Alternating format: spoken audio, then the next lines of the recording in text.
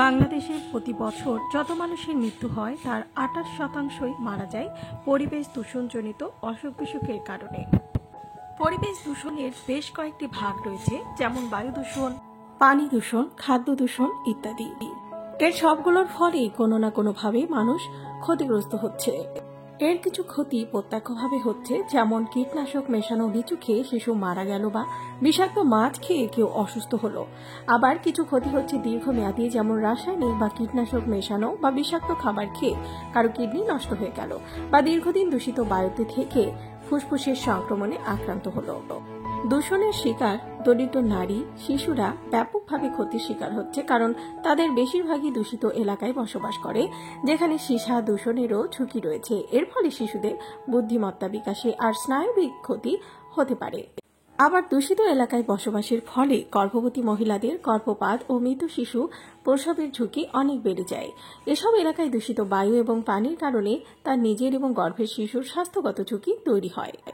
রাসায়নিক মিশ্রণ আছে এমন দূষিত বায়ুর সংস্পর্শে থাকলে চোখ, নাক বা গলার সংক্রমণ বা ক্ষতির কারণ হতে পারে। সেই সাথে ফুসফুসের নানা জটিলতা, যেমন ব্রঙ্কাইটিস বা নিউমোনিয়া, মাথা ব্যথা, অ্যাজমা এবং নানাবিধ অ্যালার্জির সমস্যা দেখা দিতে পারে। বায়ু দূষণের সাথে ডায়াবেটিসের সম্পর্কও দেখতে পেয়েছেন বিজ্ঞানীরা। বিশেষজ্ঞরা বলছেন যে দীর্ঘদিন বায়ু দূষণের মধ্যে থাকলে বা এরকম পরিবেশে কাজ করলে ফুসফুসের ক্যান্সার এবং হৃদরোগের দেখা দিতে পারে, এমনকি সেটা মস্তিষ্ক, লিভার বা কিডনির দীর্ঘমেয়াদী সমস্যাও তৈরি করতে পারে। আবার পানি দূষণের প্রভাব অনেক দীর্ঘস্থায়ী, বিশেষ করে শিল্প কলকারখানার বর্জ্য মানব দেহের জন্য অনেক বেশি ক্ষতিকর। এসব পানি ব্যবহার চর্মরোগ, টাইফয়েড, জন্ডিস বা হেপাটাইটিসের মতো রোগ হতে পারে। খাদ্য চক্রের মাধ্যমে ক্ষতি। দূষিত পানি বা নদীর ভেতর যেমন মাছ বা প্রাণী থাকে, যেসব ভেষজ উৎপন্ন হয় দূষণ সেসব প্রাণীর ভেতরেও ছড়িয়ে পড়ে। খাদ্যচক্রের মাধ্যমে এসব ক্ষতিকর পদার্থ আবার মানবদেহের শরীরে চলে আসে, ফলে সরাসরি দূষিত পানির কাছাকাছি না থাকলেও সেসব দূষিত পদার্থ এসব মাছের মাধ্যমে মানবদেহে আসে, যার ফলে ত্রুটিপূর্ণ জন্ম বা ক্যান্সার হতে পারে। এমনকি খাদ্যচক্রের মাধ্যমে মানব শরীরে ঢুকছে সীসা, প্লাস্টিক সহ নানা ক্ষতিকর পদার্থ। আবার শব্দ দূষণের কারণে বাড়ছে হাইপারটেনশন।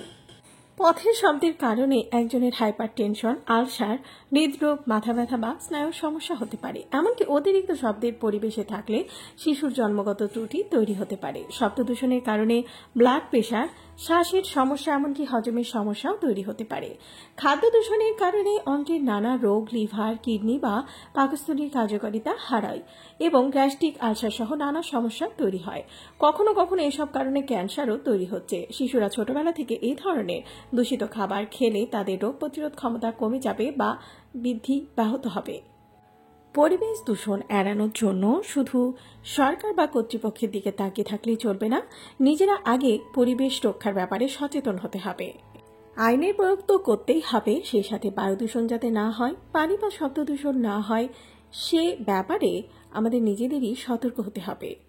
ভিডিওটি ভালো লাগলে চ্যানেলটিকে সাবস্ক্রাইব করুন আর পাশে থাকা বেল আইকনে ক্লিক করে দিন, তাহলে পরবর্তী ভিডিও আপলোড করার সাথে সাথেই আপনার কাছে পৌঁছে যাবে।